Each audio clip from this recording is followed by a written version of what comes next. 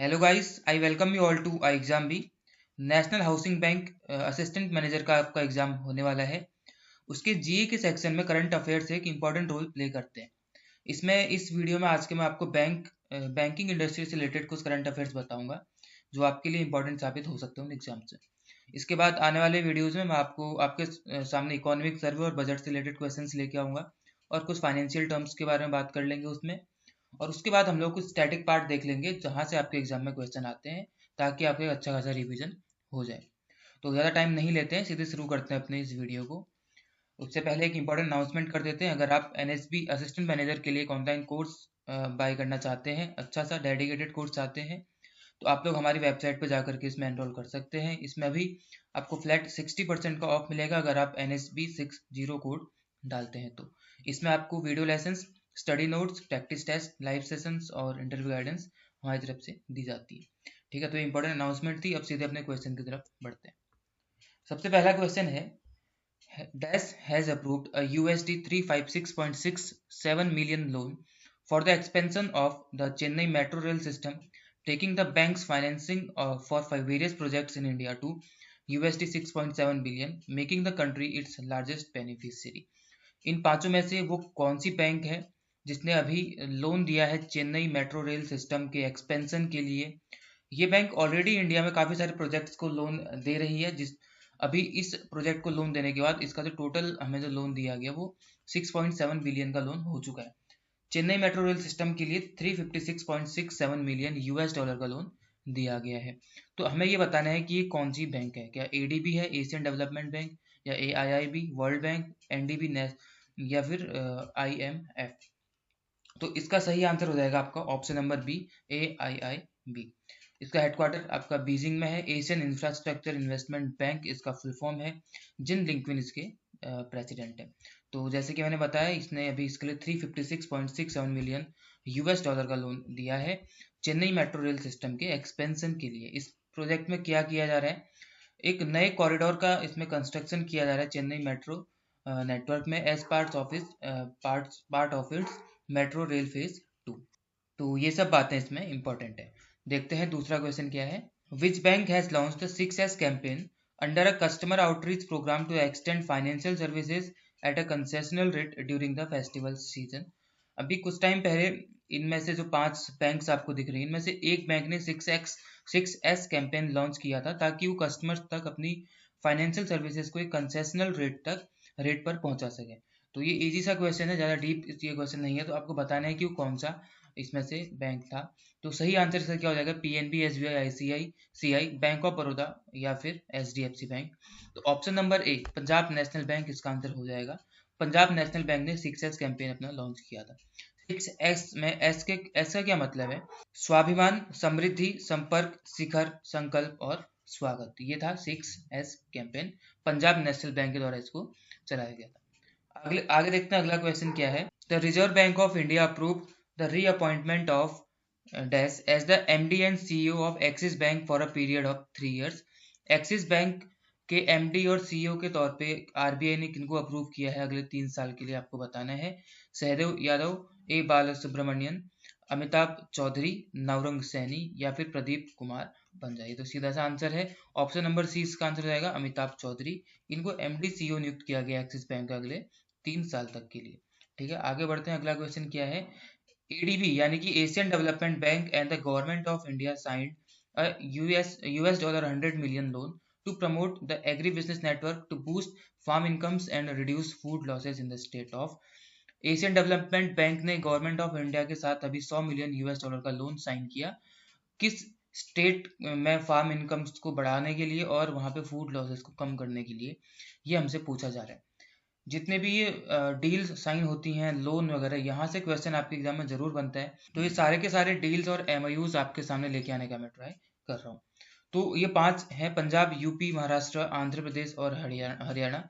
इनमें से क्या इसका आंसर होने वाला है जिसके लिए ये लोन अभी दिया गया एडीबी के द्वारा? तो इसका सही आंसर हो जाएगा आपका option number C, Maharashtra. Maharashtra के लिए एडीबी और गवर्नमेंट इंडिया ने एक साइन किया है यूएस डॉलर 100 मिलियन का लोन, ताकि वहाँ पे फार्म इनकम्स को बढ़ा सके और फूड लॉसेस को कम कर सकें, रिड्यूस कर सकें। अगला क्वेश्चन है कि इन नवंबर 2021 which bank was adjust best RRB under regional rural banks category by ASSOCHAM. ASSOCHAM के द्वारा 2021 नवंबर में किस आरआरबी को बेस्ट आरआरबी घोषित किया गया रीजनल रूरल बैंक कैटेगरी के अंतर्गत? केरला ग्रामीण बैंक, एक इंपॉर्टेंट क्वेश्चन है ये। केरला ग्रामीण बैंक, केवीजी बैंक, आंध्र प्रदेश ग्रामीण विकास बैंक, आंध्र प्रदेश ग्रामीण विकास, ये दो बार रिपीट हो गया यहाँ पे, और संजय दत्तवाल। तो इसका सही आंसर क्या हो जाएगा आपका? ऑप्शन नंबर 20 का सही आंसर है केवीजी बैंक। केवीजी मतलब क्या है? कर्नाटका विकास ग्रामीण बैंक।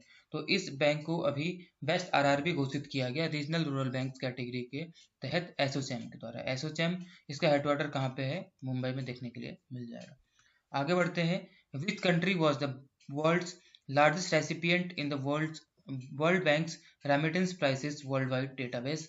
इंपॉर्टेंट क्वेश्चन है कि वर्ल्ड बैंक का जो remittance price world wide database आता है उसके तहत लार्जेस्ट रेसिपिएंट ऑफ रेमिटेंसेस कौन सी कंट्री है? ये 5 ऑप्शंस आपके सामने है कि सबसे ज्यादा रेमिटेंसेस किस कंट्री को गए 2021 में।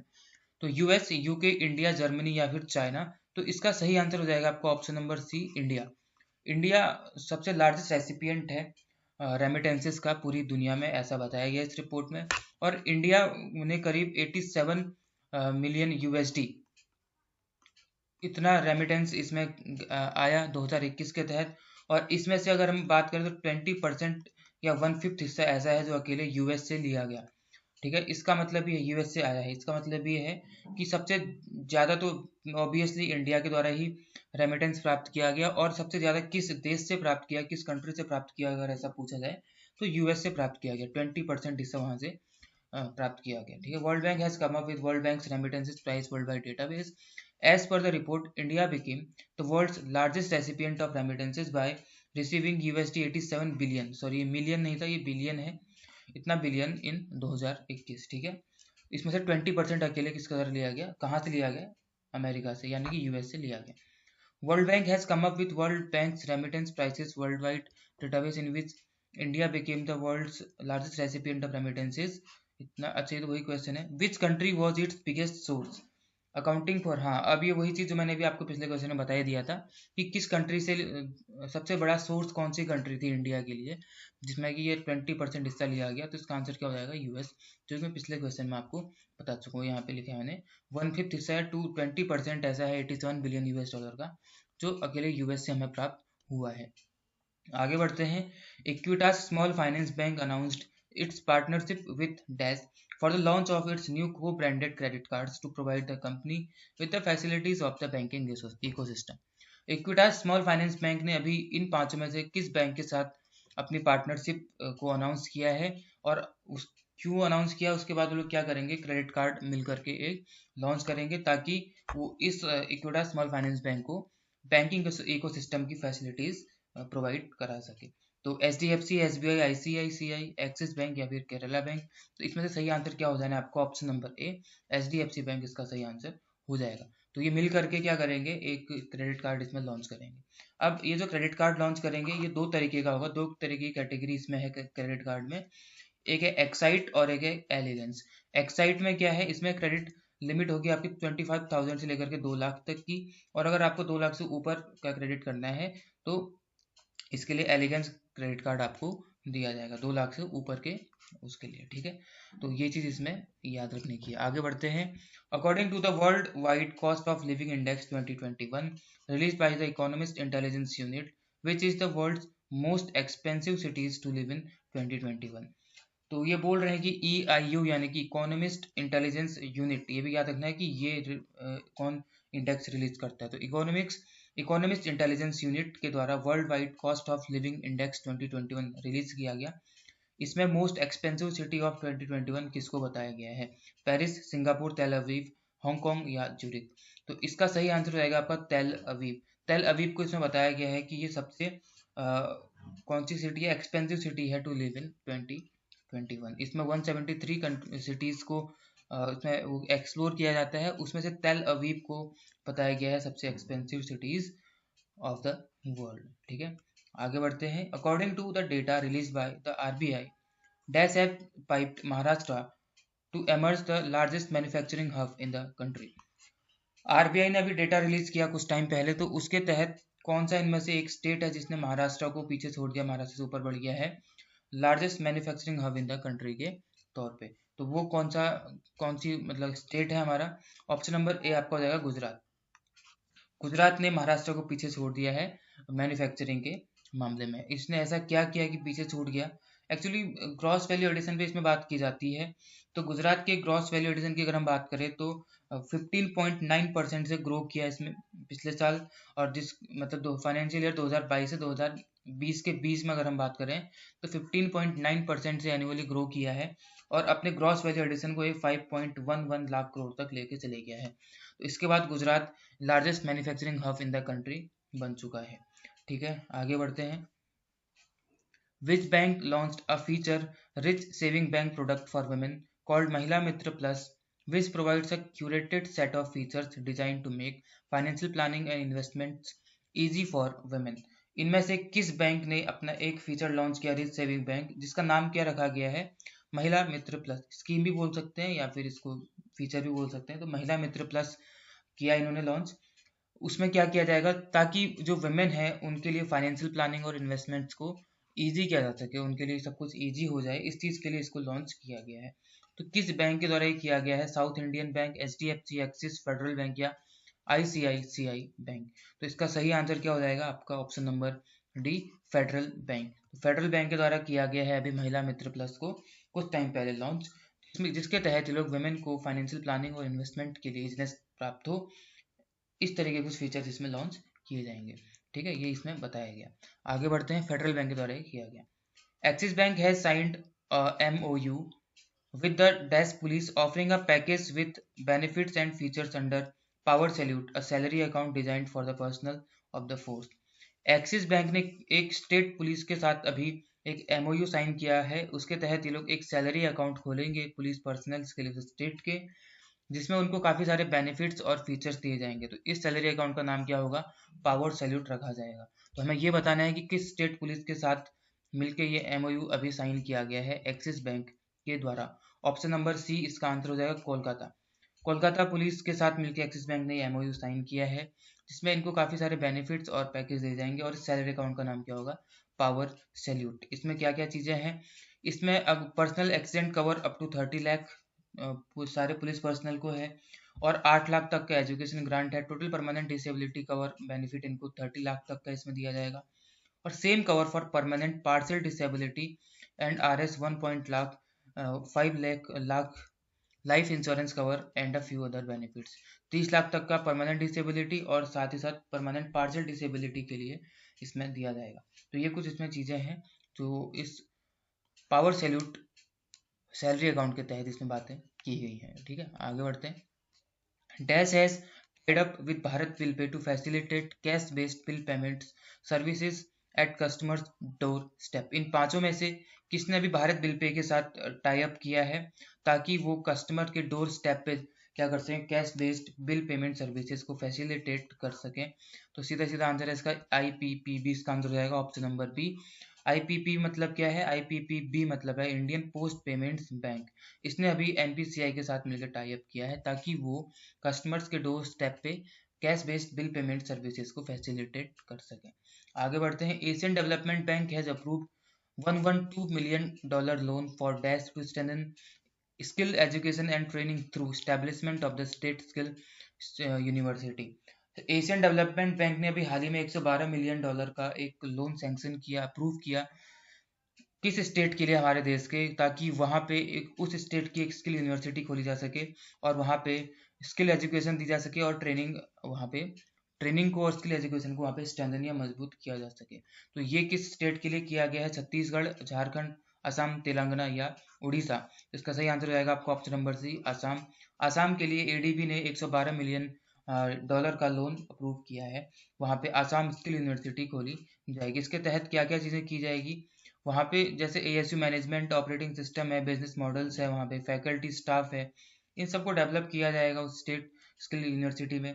और वहाँ पे design construction of environmentally sustainable and climate resilient university campus वहाँ पे बनाया जाएगा। तो कैंपस रहेगा वो एनवायरमेंटली सस्टेनेबल होगा और क्लाइमेट रेजिलियंट होगा, और एफिशिएंट और सस्टेनेबल ऑपरेशंस को वहाँ पे इंश्योर किया जाएगा। ये सारी चीज़ों के लिए वहाँ पे 112 मिलियन का लोन मिलियन लोन वहाँ पे अप्रूव किया गया है। तो अगला क्वेश्चन है, Vayana network and Dash have been awarded the most effective bank fintech partnership agile and adaptable at the IBSI Global FinTech Innovation Award 2021। IBSI Global FinTech Innovation Award 2021 में वयाना network और इन पांचों में से किसको most effective bank fintech partnership का award या किस चीज से अवार्ड किया गया है? एक बैंक है, एक फाइनेंशियल टेक्नोलॉजी है, तो बैंक फिनटेक हो जाएगा। Bank fintech partnership most effective कौन सी है? वायना नेटवर्क, और दूसरा क्या हो जाएगा आपका option number B, Federal Bank. ठीक है, IBSI global fintech innovation award में इनको most effective bank fintech partnership agile and adaptable से क्या किया गया है? अवार्ड किया गया है। इतनी ही चीज इसमें ध्यान रखने वाली थी। आगे देखते हैं, which bank won the top position in the overall digital transactions amongst large banks for the financial year 2021। Financial year 2020-21 के लिए जितने भी लार्ज बैंक्स हैं उनमें से किसने टॉप पोजीशन हासिल की है ओवरऑल डिजिटल ट्रांजेक्शन के मामले, जहाँ पे सबसे ज़्यादा डिजिटल ट्रांजेक्शन की गई? तो इसका सही आंसर क्या हो जाएगा आपका? SBI, Canara, bank of Baroda, ICICI या फिर option number E HDFC bank. तो ऑप्शन नंबर सी इसका सही आंसर हो जाएगा, bank of Baroda. Digital transactions के मामले में बैंक ऑफ बड़ौदा ने लार्ज बैंक्स में टॉप पोजीशन हासिल की है, बैंक ऑफ बड़ौदा। आगे बढ़ते हैं, अगला question, which bank have been adjust most innovative best practice for financial inclusion at the CII digital transformation award 2021। CII digital transformation award 2021 में फाइनेंशियल इंक्लूजन के लिए, जो वित्तीय समावेश हिंदी में बोलते हैं, उसके लिए सबसे ज़्यादा इनोवेटिव प्रैक्टिसेस किसने अभी किस बैंक ने की, उसके तहत उसको बेस्ट बैंक एक तरीके से घोषित किया गया कि किस बैंक के द्वारा मोस्ट इनोवेटिव बेस्ट प्रैक्टिसेस को वहाँ पे किया गया फाइनेंशियल इंक्लूजन के लिए। SBI, ICICI, HDFC bank, Axis bank या बैंक ऑफ बड़ौदा। तो इसका सही आंसर आपका हो जाएगा option number C, HDFC bank. HDFC bank's efforts in furthering financial inclusion through partnership with the government of India CSC यानी common services centers have been adjust most innovative best practice for financial inclusion at the coveted CII Digital Transformation Award 2021। तो ये कुछ questions थे जो आपके banking industry से important है, कुछ डील्स को लेकर के, कुछ आपके MOUs को लेकर के, कुछ अवार्ड्स को लेकर के, जहाँ से आपके एग्जाम में क्वेश्चन बन सकते हैं।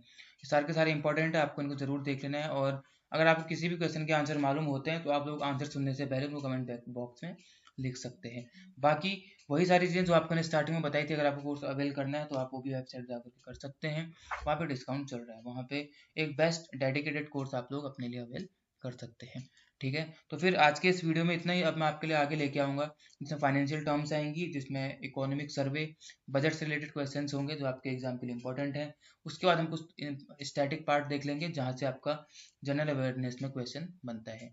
ठीक है, तो फिर आप सभी अपना ख्याल रखेंगे, तब तक आप सभी को जय हिंद, जय भारत।